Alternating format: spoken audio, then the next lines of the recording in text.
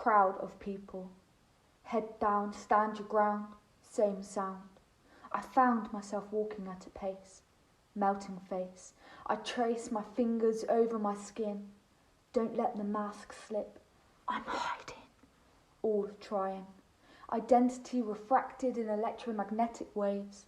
Slaves to an image that becomes our graves and diminishes the dimension of attention our souls deserve.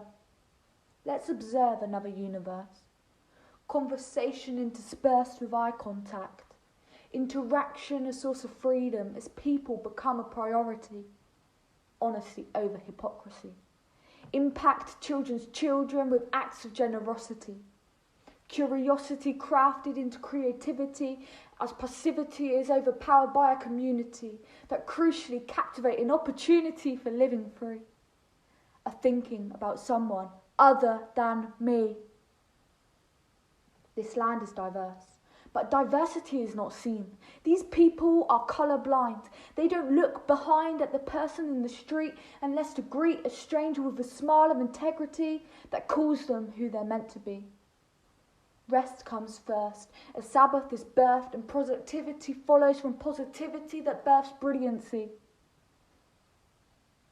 A child birthed to an earth where touch matters and prejudice shatters in the arms of a stranger.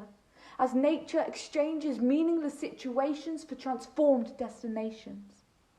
Purity is purpose, and even on the surface we're servants to strangers, because danger comes from wages that are savoured, not shared. Major change makers around every corner, as born are sons and daughters that radiate peace and live for someone other than me.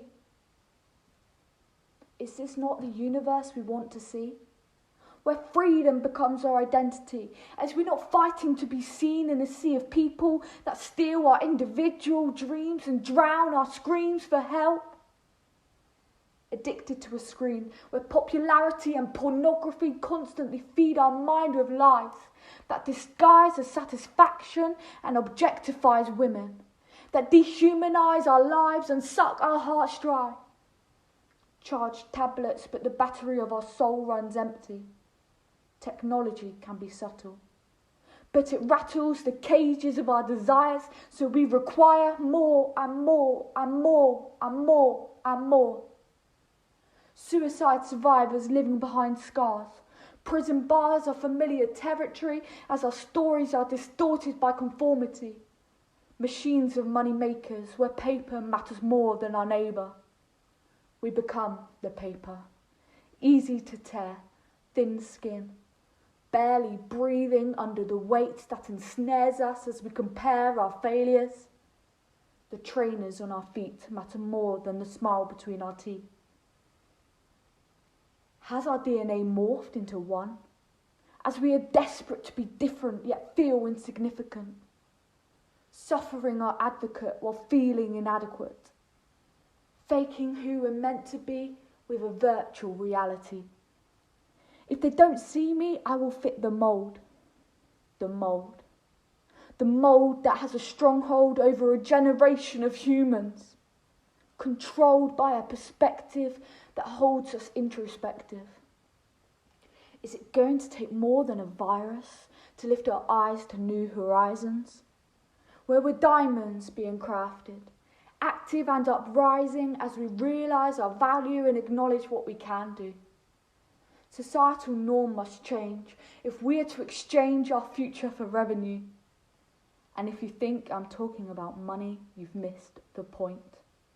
Let's not disappoint our children's children, but birth a new reality for those who are yet to be, and live for someone other than me. It will be sweet in heaven. But may I end this with a question?